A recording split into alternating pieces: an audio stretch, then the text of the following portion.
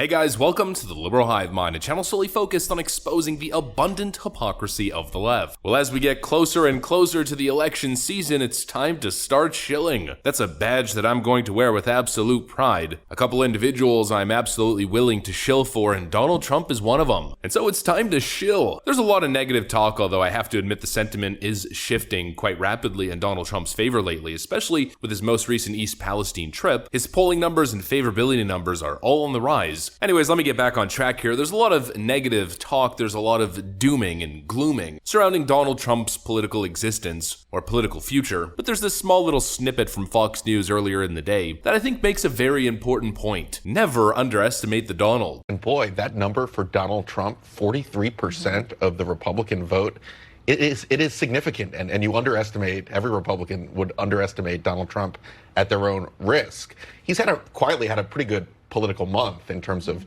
doing some of these retail events in South Carolina that he didn't do a whole lot during the 2020 campaign. His trip to East Palestine, Ohio, ahead of Pete Buttigieg, going to McDonald's. He's shown sort of a common touch that he had trouble with, frankly, when he was president and running for re-election.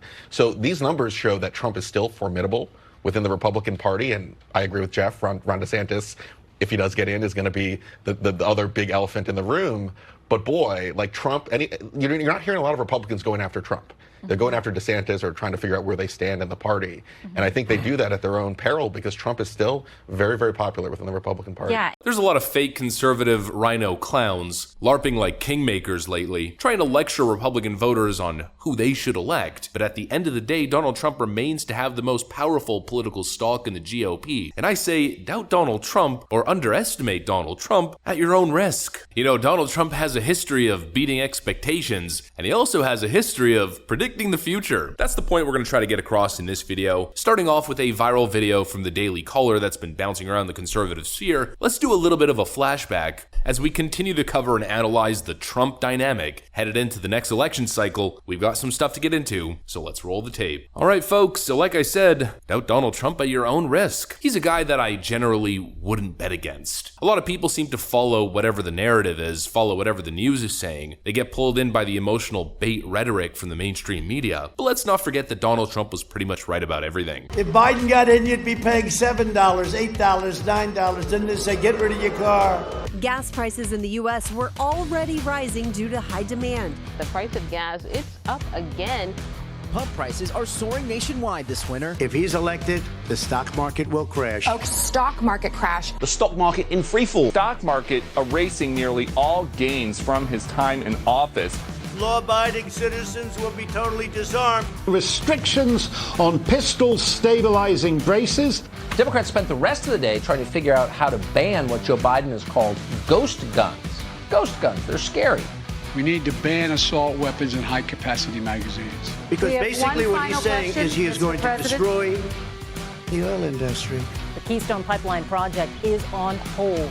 This comes after President Biden signed an executive order revoking the permit. If he gets in, you will have a depression the likes of which you've never seen. Your 401ks will go to hell. Joe Biden has not cut the deficit. The only thing he cut was my 401k to a 201k. Yeah. George Washington was a slave owner. Was George Washington a slave owner? So will George Washington now lose his status? Are we going to take down... Excuse me. Are we going to take down statues to George Washington? Now destruction of America's monuments to its leaders. George Washington toppled in Portland.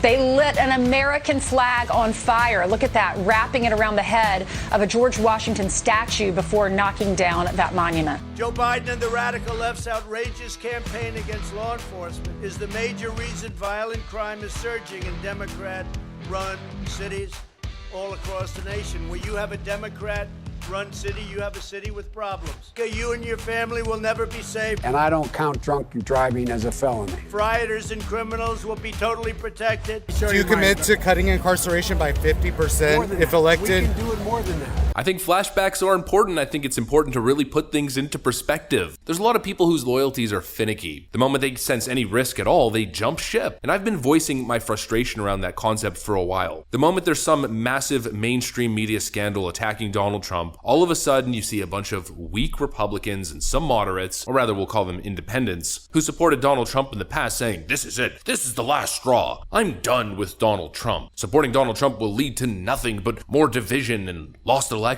And I always responded with the same thing. I find it frankly disgraceful how easy it is for so many people to ditch the guy after he had such an incredible run in 2016, such a great 4 years that could have been way better had he not been obstructed at every point and turn. And now after this disastrous Joe Biden first term, Donald Trump is still battling, still fighting for American greatness. He's not giving up on the nation, not giving up on his supporters, his constituents, but many Republicans and independents are giving up on him. I find that disgraceful. Is Ron DeSantis a decent option? Sure. But really, what has Donald Trump done to justify him not deserving his second term in office? In my opinion, nothing. And he has a whole lot of unfinished business. If anybody deserves a second term in office, it's Donald Trump. And especially after he warned everybody.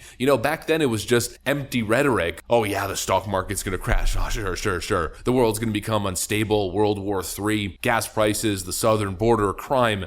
Back then it was just empty political rhetoric, theoretically. But now you've seen that Donald Trump was pretty much right about everything. You have this man who was a great president for his first term, who was right on the money when it comes to his predictions, who warned the American people in the last election that if you go that path, you're gonna get this whole grocery list of problems. He was right on every single bullet point. And now that guy doesn't deserve to come back and clean up the mess? Nope, I'm not buying it. And I'm frankly frustrated with, again, like I said earlier, the sort of flip-flopping nature of voters. I think that's probably a decent way to describe it. I've seen it so many different times. And 3 or 4 months ago after the November election, there was a lot of doom and gloom and finger pointing. And I specifically said that sure, Donald Trump's political stock is going to take a deep hit right here because the 2020 election results weren't what people were looking for. People wanted a red wave, but rather it was just a slight red victory. And so of course Donald Trump's political image was going to take a hit, considering the Lindsey Graham, Mitch McConnell, Fox News faction of the GOP was going to go after him and try to use him as a scapegoat. But immediately after acknowledging that fact, I said it's probably not going to last.